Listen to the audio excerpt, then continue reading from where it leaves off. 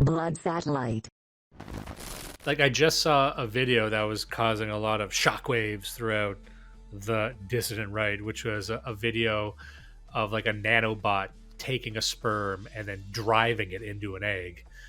So, there people are thinking, oh, that's dysgenics. Of course it is, but then that's also, oh, you can just fertilize eggs now without, like in a petri dish. You could do that. It doesn't even need to be like sexual reproduction technically. But the idea is that like you're sending DNA in petri dishes out. It's like, well, I guess you could have androids carry to term, or you could just make a human printing machine that prints people based off of genetics, and then maybe it fucks with the genetic based on where it lands.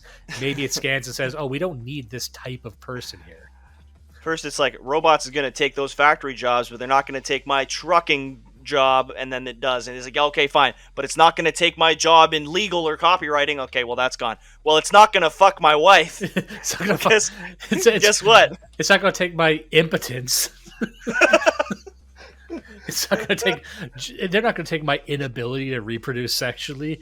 Guess what? Guess what, Jim Bob? You're done. Your days of busting are over. In this future, it has never been so over. But anyway, this is the type of stuff I like to think about. And if we need to get into like a meta-analysis of what's happening, because there's like a meta-analysis you can do of, there's the conspiracy theory, but then what do conspiracy theories represent? Like, what is the psyop?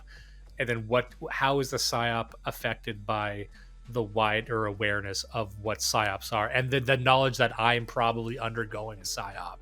And then like we get more and more, like the multitudes of awareness just expand and expand. And it drives you insane, but also like maybe that's part of it. Like maybe enlightenment itself is supposed to paralyze you. And maybe it's like, and that's kind of what I liked about that movie Interstellar, which was, for a while, at least until the big happy ending, but it was like, everyone on Earth's going to die. We're just going to figure out what we're sending out all these probes, and it's going to be a new type of humanity. Maybe that's it. Maybe like, everyone, that whole Nick Land quote, nothing human, lives in the future. Maybe nothing human exists on other planets, and then even our colonization. Like we always have these fantasies of we're just going to fly to Mars and live on Mars. It's like, no, they're getting used to an idea where they're just going to like use a machine to make new people there, and then they're going to think you're weird, and then that's going to be interstellar war. But then we're going to explore those unknown unknowns through fiction. At this point, all fiction's going to be to fucking red pill you. That's all fiction's going to be for in the future. Red pilling you to new horrors that you're used to. Anyway, I don't know if that's a bit of a downer.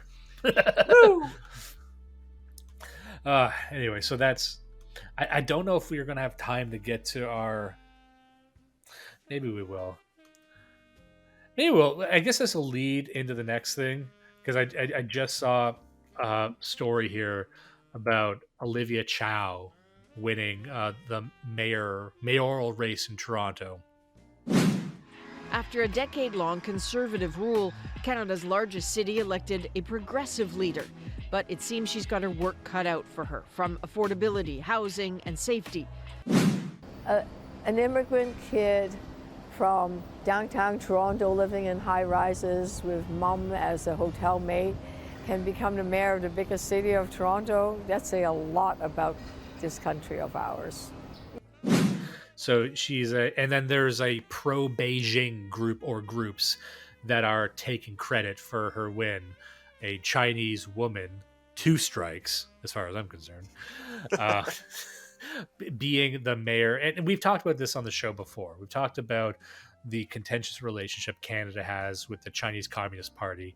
And now here's another Chinese politician. You had an interesting take on this because, some people would think, oh, that's just the CCP infiltrating. Like, what's your take on this mayoral thing? So a little bit of it is I've lived for a long time in the GTA, and I've been aware of Olivia Chow for a long time. She's a household name for people living in the GTA. She's an NDP candidate, which is essentially, for our American friends, a communist candidate. But she isn't a communist, or she's a left-winger because she's a liberal arts. Like, she has a degree from OCA, which is a school that I actually went to. She's a fine arts degree. So she has a fine arts degree. And yeah, my wife's looking at me. She's like, she has a fine arts degree. I'm like, yeah, Olivia Chow. She went to OCA. Yeah. Anyway, sorry. So yeah, she has a fine arts degree. She's a Hong Kong British subject. So she emigrated to Canada from British Hong Kong prior to the handover. So she's kind of Commonwealth. She's a Baptist, Christian Baptist, which for British Hong Kongers in the GTA, most of them are Baptist Christians, which is the same denomination as my family, actually, my wife's family.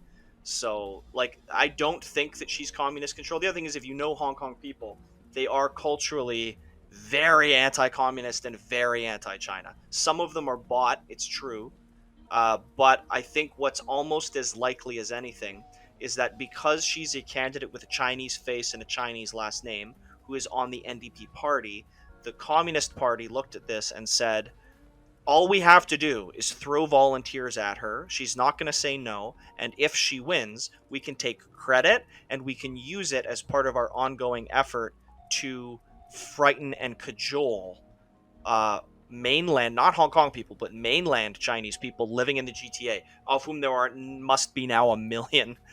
Because remember, the whole thing with their overseas police stations and the shit that they do to control the overseas Chinese population is mostly to do with like fear and like yeah, it's fear. It's all fear campaigns. So if you convince them that, hey, did you know that the Chinese communist mayor of Toronto is in our pocket? You better watch yourself.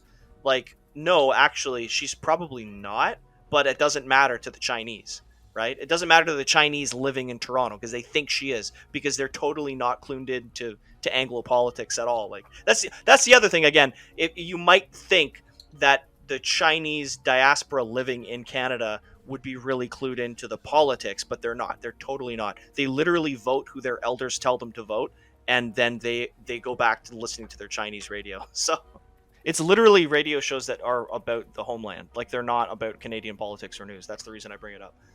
It's just Lady Gaga songs with like an Asian woman explaining what the song is over top. You'll see sometimes like weird places like petting zoos up north of Vaughan and shit, where there's suddenly like 1,000 Chinese cars descend on it. It's because somebody brought it up on the Chinese talk radio, and the way that the Chinese work is they all have to go there like tomorrow. Like, they're taking work off to go check it out. So what a it's weird amazing thing to happen. Yeah, it's really weird. You know what I saw? Me and the wife were driving out to some town, and we drove by a Chinese food restaurant, just a shitty looking, you know, the type. Yeah. It looked like it was made in the 80s and made no renovations. And there was just these two massive Chinese tour buses outside. And I just couldn't stop laughing that, like, you're on a Chinese tour bus and you're driving through this Canadian town. It's like, oh, look, they have our food. And they just went to a Chinese food restaurant. Yeah, like, no, really. Because everyone, it looks like, oh, that's not what Chinese people eat. Yeah, it is. It is. Yeah, it is. Well, the ironic, we talk about this a lot on, like, here in the house, because it's funny that the Chinese diaspora in North America almost think of themselves as like the fifth column. Like, maybe not politically, but like, we represent the Chinese here in North America. We're the most Chinese people here. You've never met anyone more Chinese than me. But the truth is, they've been here 30 years. They don't know what China's like. Like, most of the Hong Kongers that I deal with now, being back in Canada, I just left. I was just there. I lived there for 10 years. You've been in Canada for 20 years. You don't know the first fucking thing about what Hong Kong is like since 1995. And I do. And what you're doing, you're hilarious. You are like a caricature of early 90s Hong Kong. You have no idea what your own home country is like anymore. So and they go and they eat at these Chinese restaurants with this horrible frozen deep fried tripe, and like, you haven't even seen the kind of interesting stuff that's going on, for example, in the restaurant scene in Hong Kong right now. So they're still eating deep fried chicken feathers. They're just eating fucking chicken deep fried chicken feathers. Yeah, they're eating deep fried wood chips and just putting fucking concrete in a wok. Yeah, they're eating construction materials. They haven't done that in 7 years. I was gonna say, though, it doesn't matter whether Olivia Chow is controlled by the CCP or not. because she is a communist as a member of the NDP. The NDP party should be abolished. I mean, democracy should be destroyed. But I mean, the first thing you could do is get rid of the NDP because they're fucking socialists, right on the package. And then the other thing is she's a foreigner, and the other thing is she's a woman. So on our end, why are we still talking about, oh, maybe she's controlled by the CCP? Well, you don't even have to go that far. She's a woman and she's a foreigner. Same with Jagmeet Singh. Why the fuck are we letting what is he, a fucking towel-headed fucking Jeet lead a party? Oh, and again, what party does the towel-headed Jeet lead? The Communist Party, the NDP. So, I don't even need to know who controls these guys. Like, on their face, they need to be removed. Chinese, woman, foreigner, 3 strikes. Face the wall. Yep. Indian, communist, wears funny socks. Love you, bud. You got face the wall. Socks on that guy. I love the idea of going to 3 schools, getting 3 bullshit degrees, and still not even trying to use them. Still like hiring a creative director. Like the one thing you should be able to do for your campaign. It's like, are the graphics amazing? No, they're fucking not. So the Olivia Chow thing I thought was interesting because, that's generally unsurprising news. What does this mean from Toronto? I mean, who knows? I'm not thrilled by it, but Toronto already sucks. But I was thinking about it from the perspective of something you had just said, which I thought was very poignant, which was like, who does this actually benefit? Like, even if she's not involved with the Chinese Communist Party, they still found a way to make it serve their interests.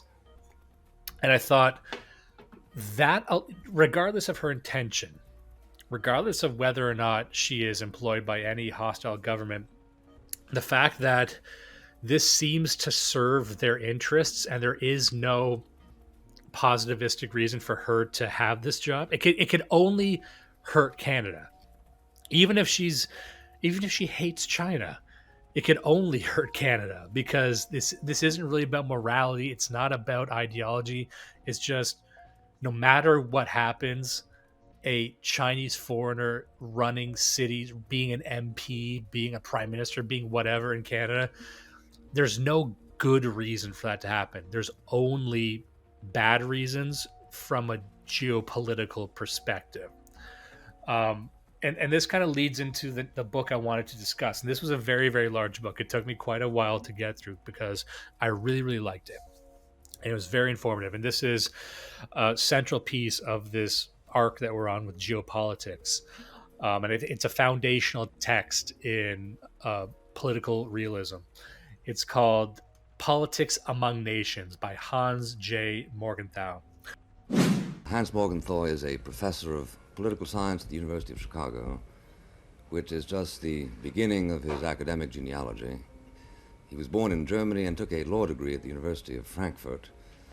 He taught law but began to slide over towards political science, so by the time he emigrated to America in 1937, he was ready to teach law and political science and, for that matter, history, which he has done at practically every major university in the country, as also at the Armed Forces Staff College, the Air, Army, Naval, National War Colleges, etc.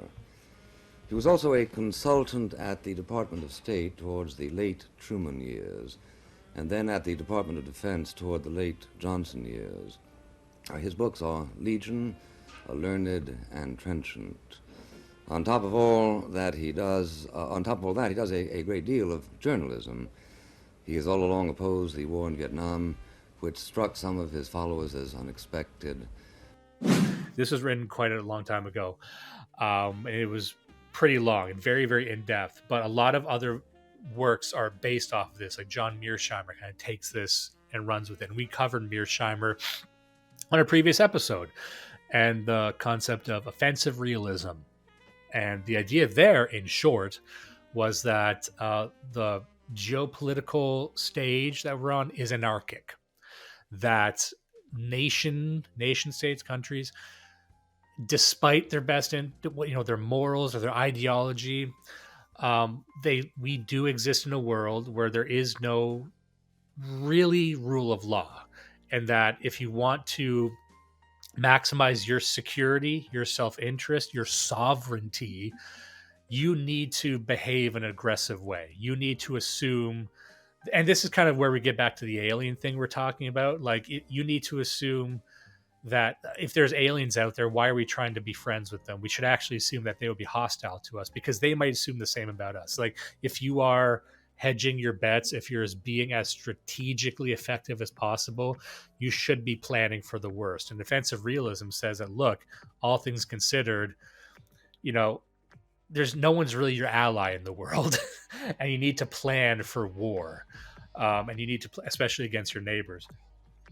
And this is almost inevitable.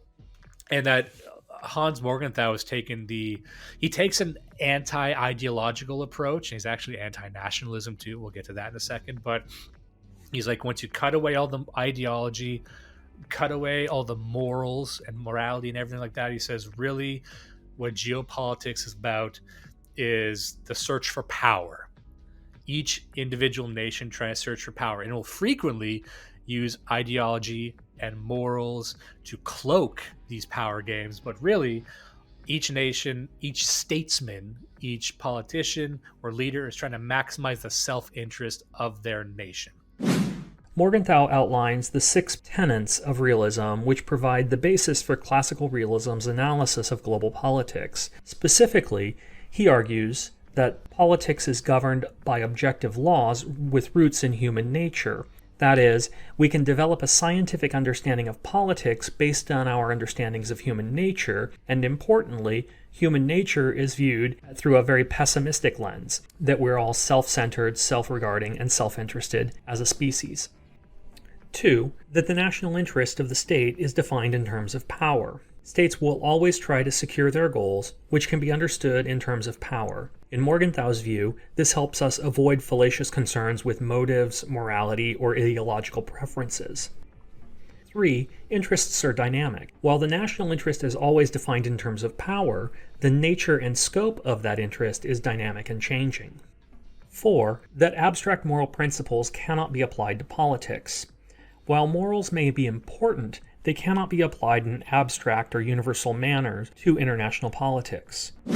And if you view geopolitical moves from that perspective, things make a lot more sense. So don't even pay it. We talked about this with George Kennan's last book, American Diplomacy. America is very good at this, at maximizing its geopolitical interest, but kind of making up ideological reasons later why it's a moral war, it's a just war, to justify what is essentially just a power play. And the example in the book was like, America had every reason in the world and was vocal about why it should never enter into World War I or World War II.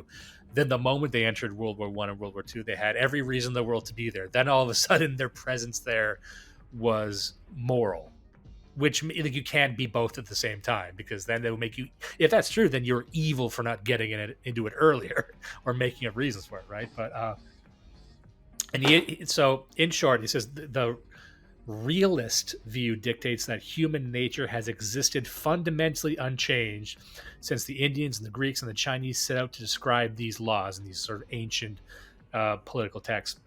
And then realism is defined as interest defined as power. That's all it is, which means that it exists irrespective of motives and ideology. In fact, morals and intent don't really help us predict foreign policy or the actions of other countries or states, people. And historically, decisions made morally have gone terribly wrong. Only those that are done in a nation's like immediate self-interest seem to actually work. That the domestic structure doesn't matter much at all. In other words, a good liberal would say whether or not a state is a liberal democracy matters greatly. And of course, that's why liberal hegemony is all about promoting liberalism across the planet. A realist would say that states are basically black boxes, right? What kind of political system they have doesn't matter that much. What really matters the most is the balance of power. And that's why he says the line of the book is that prudence is the primary driver of international politics. National survival is the only thing a state or a statesman is concerned with. There could also be no universal morality. That doesn't make sense. Applied to every group or every nation. So, and he makes a point that classical and medieval philosophy knew this. It's only in the modern era that we're kind of confused by this. But all throughout history, we kind of knew that, if we accept that there's no universal morality, all we can really understand is self-interest. And this is kind of what game theory is about, in a sense. We talked about game theory many, many episodes ago, but you realize that morality is just kind of, it's part of the game, but it's subservient to winning that game, which is why you'll see so many nations acting against their own morals to accomplish something. You could be on the side of freedom, like America or the West can be vanguards of freedom, but do deals with slave-holding countries. It's just because that serves their immediate interest. If you're doing this effectively, you will make moves that will, to outsiders, seem hypocritical. But it turns out that everybody's hypocritical because the only thing you care about is your fulfilling your self-interest and your own national sovereignty. He defines sovereignty as a nation's authority over itself and its ability to stand apart from the authority of other nations. So, and he says that your sovereignty is lost essentially when you cannot control your own laws. So this is the predicament that a lot of nations within the European Union got into, which is why the European Union was so contentious. That's where you get Brexit from. So, like the European Union, we'll get into this later in some other books that we're going to cover. But that was so, like, these ancient European nations sacrificing a great deal of their own sovereignty, and only later do a lot of people realize that they didn't really want that.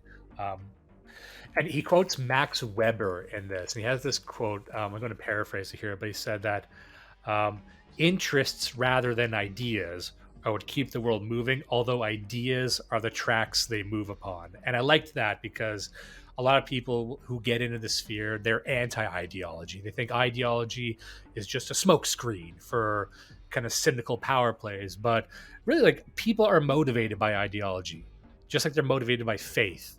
And you wouldn't say that faith, or to a Muslim, their faith is not a driver of their actions, a driver of their jihad.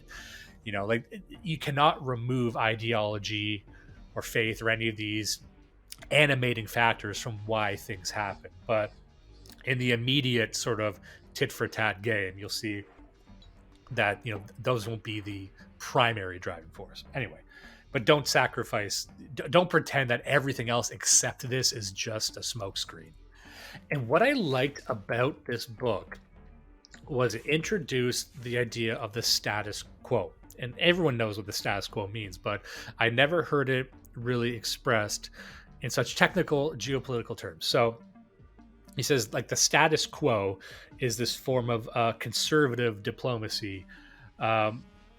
He describes it in relationship to imperialism too. Like, the status quo is usually just returning things to normal, whatever that normal will be, usually pre-conflict. He said that in that sense, imperialism could actually be done to return something to a status quo. It's sort of like this peaceful balance, even if that peaceful balance is unequal. And that's kind of what's interesting about, and we'll get into this in the next episode when we talk about Peter Zeihan's Disunited Nations.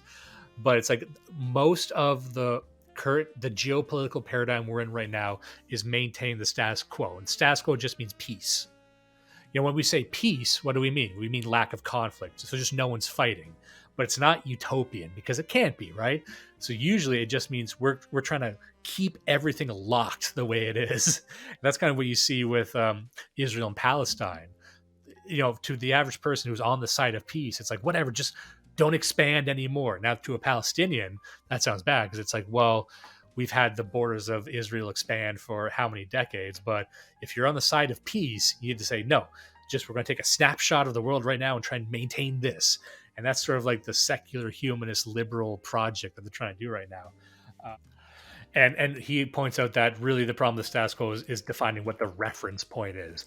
And on the topic of imperialism, it's really interesting because imperialism is a word that gets thrown around a lot, especially by the left. And he's got this part in the book where he says, imperialism has never actually been done for economic reasons. And he says imperialism isn't just about economic exploitation. A lot of people think that, it's a bad trade deal. It's imperialistic that you're taking the resources of another country or paying them a low price for it. He's like, that's not imperialism. Imperialism isn't even like going into a country and taking over. That's not really imperialism. He says it's never been really done for economic reasons, but for power reasons. And power can't be seen as strictly economic. And that's the big center of this book. He says imperialism is all about upending the status quo and replacing it, not just simply exploitation. So the example he gave in the book is like proper imperialism actually changes what's normal inside of a country and makes people think differently. And the example he gave in the book was like he said the only real imperialism is cultural imperialism. We use that word cultural imperialism, but that just is imperialism. And he says cultural imperialism, or imperialism as such, is like it's when you get people to welcome an invading army. And once he phrased it like that, it got me really thinking about our scene specifically, on the dissident right, or even on the right broadly. Like, how many people on our side, especially if you're in the West, you're American, you're Canadian, are celebrating the idea of foreign governments taking over? Like, would you actually like it if Russia defeated America? If you saw, how many people on the dissident right, if they saw Russian troops marching into Washington, D.C., would think that's awesome? A non-zero amount of people would think that. Or China. How many cheerleaders of China do we have on our side? And it's like, it's a strange thing, really. Like, you can have your problems with the West and you don't like global homo, but I'm like, on another hand, it does seem like there's a subset of people who have fallen prey to, I think, an effective psyop. Like, this is really what Duginism is.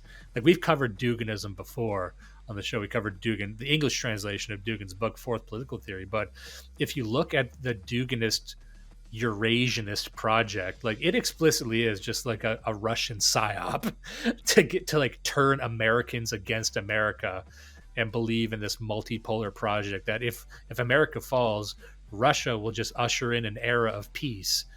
And if you know anything about Russia, you'll know this is horseshit. If you know anything about China, it's obviously horseshit. But there's so many people who have been convinced, who would welcome the Russian world order or the Chinese world order in some respect.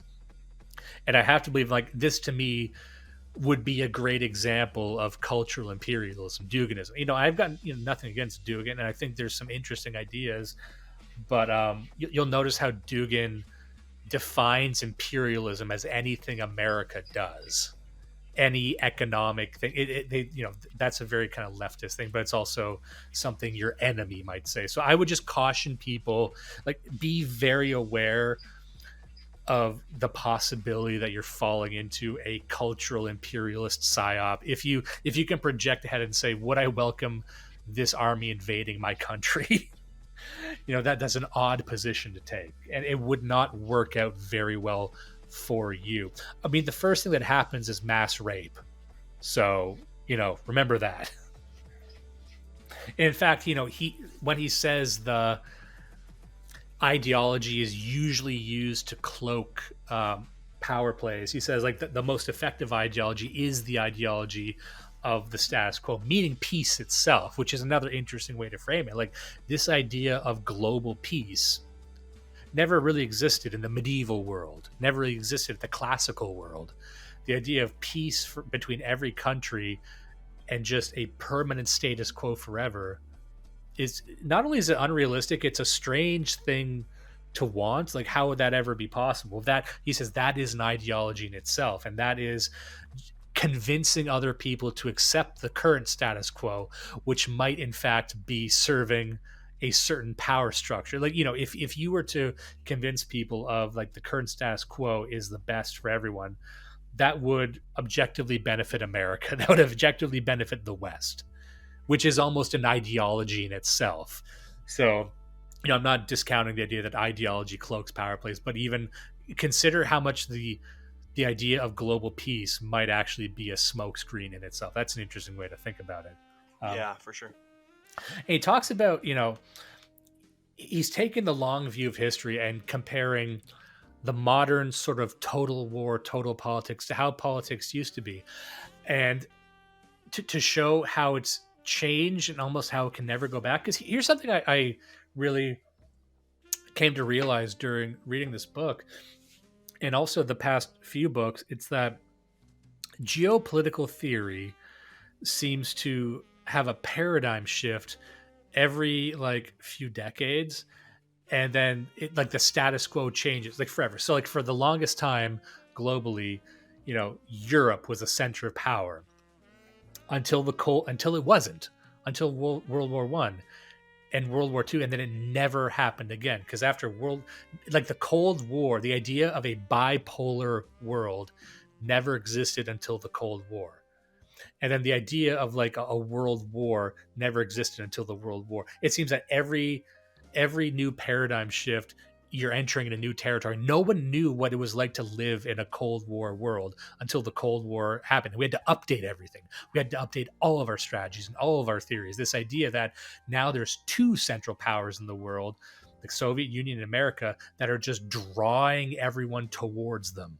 That was such a weird fucking idea, because prior to that, like he's pointing out here, it used to actually be a multipolar world, limited by technology, limited by geography, limited by all sorts of historical precedents. But the idea he's describing how, back then, not only was it multipolar, diplomacy was the sport of kings. And it's difficult to read about geopolitical history and not think of it as more quaint and desirable. He says, we never used to have universal laws. We only had, regional morals and regional beliefs and stuff. And these morals and laws were kept in check by the international aristocracy and of princes and whatnot. And it was kind of like a Game of Thrones sort of thing. It was actually much easier because you had the only people involved in politics were the people who kind of spoke the same language, and they could actually barter between each other without involving the citizenry in total war and making it so like millions of people needed to die. He said once this political aristocracy was replaced by government officials and bureaucracy, it essentially changed forever and meant that like everyone could get involved and everyone had to get involved. And that's how you end up with like total politics and total war. And that's where you have the rise of nationalism, because nationalism didn't really exist in its current form back in the medieval era, back in the classical era. But he makes a case, and a lot of our listeners are nationalists. I would probably call myself effectively a nationalist, but he makes a good point that he said the rise of nationalism actually increased divisions.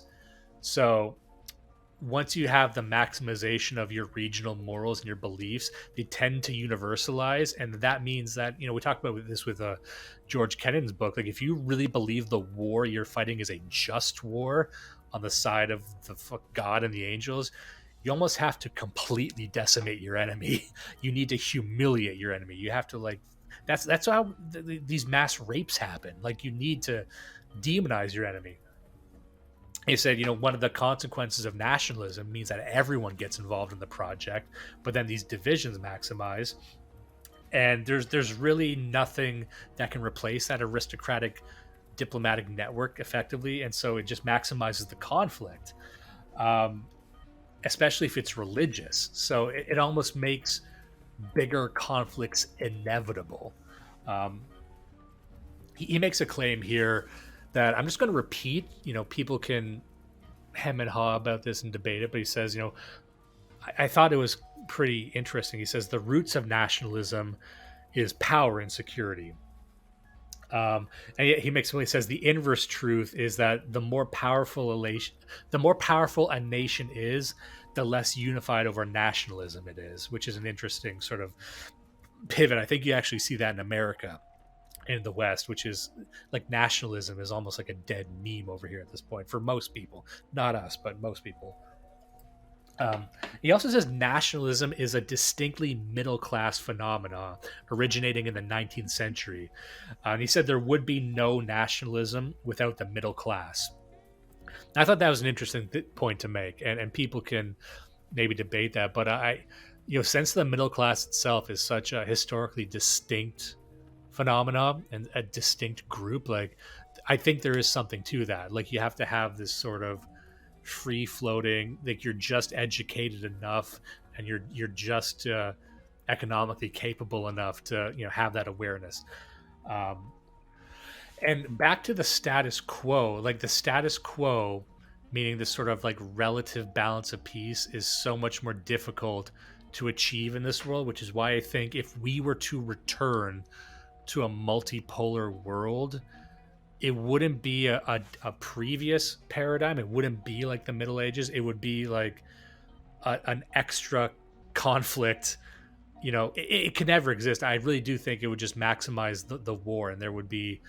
It's not like things would just be balanced, because he makes a good point that historically, especially in Europe, you could have what was called a balancing power. Like if you had two neighboring countries that were at war, you could have like a third that was sort of allied to both that could like balance it out, and then that one country could decide the conflict. So you have a conflict between two countries, you could have like a decider third party that's sort of involved in both, and then that country has the real power. And a point he makes in the book is that after World War I and World War II, it's remarkable that Europe was not really relevant at all as like a balance in power, because at one point Britain could be, these various European countries could be, but like the new paradigm we entered, which was historically unprecedented, was Europe didn't matter anymore.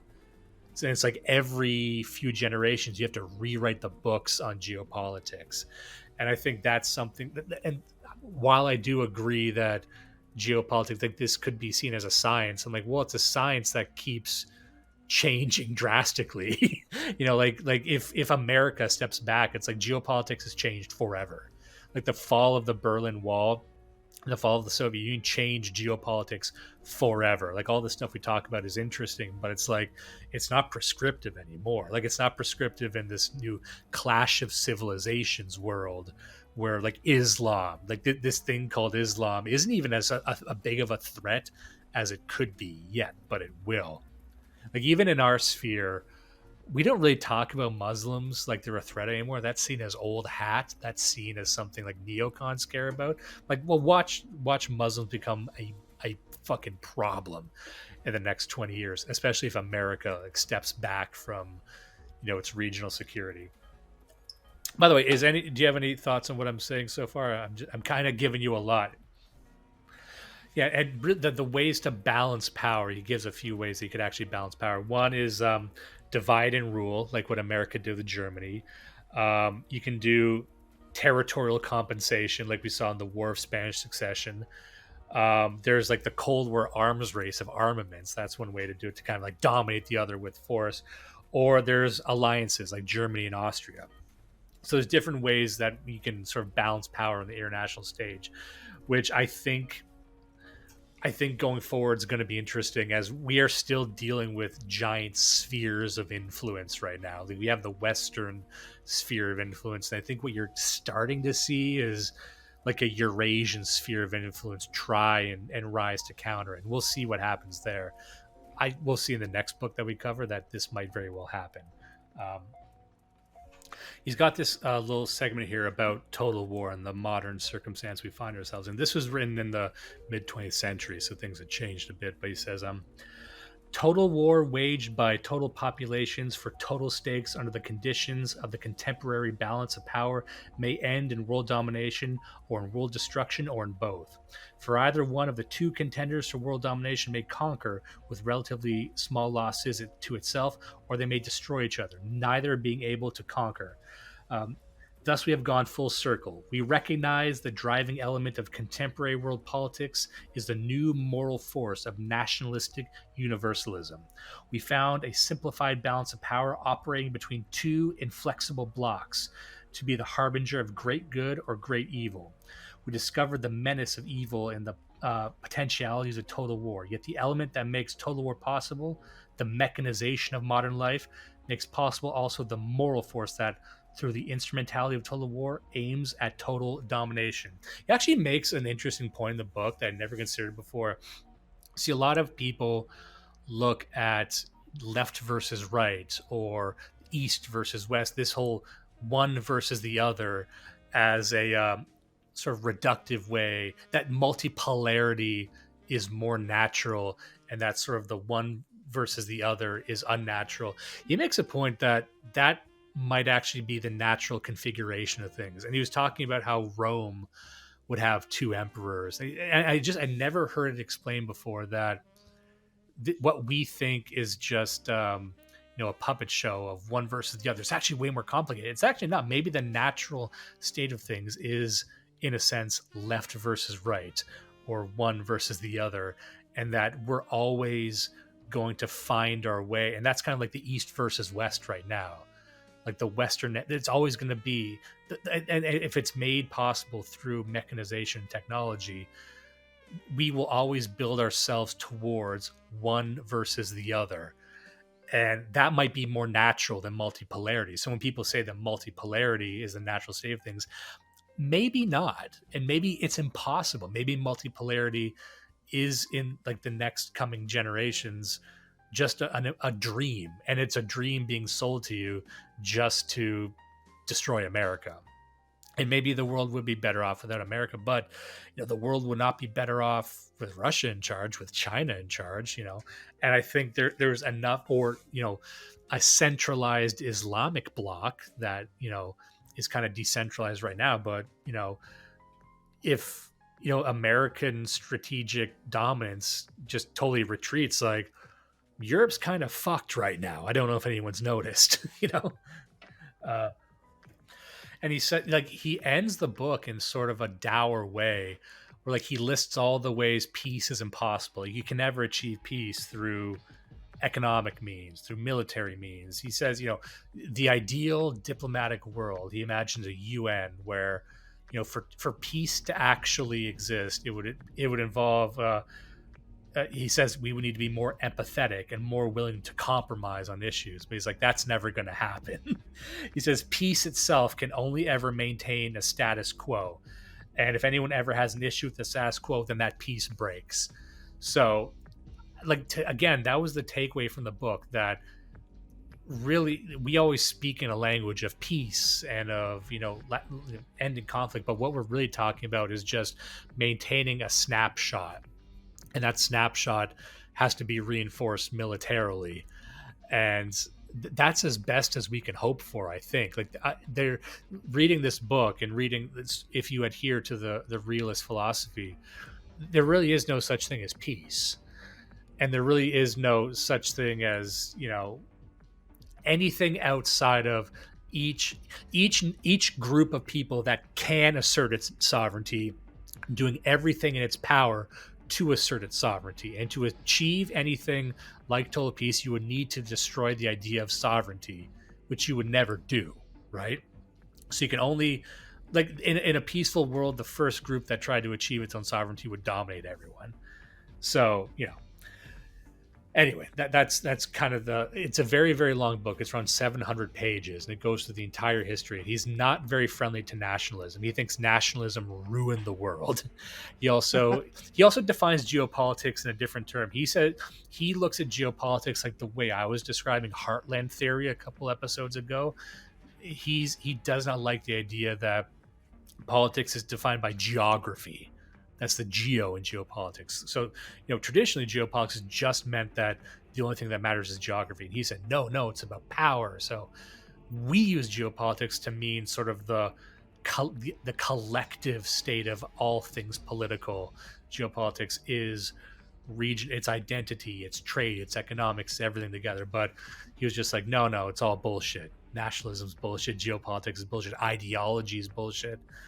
He thinks the only thing that matters is the search for self-interest through power, which is true. However, I do think you need to connect that to the geography, and you cannot discount ideology, because people will still fight and die for it. And when we talked about the clash of civilizations in the last episode, that we seem to be conglomerating around broad civilizational aspects, like we still are.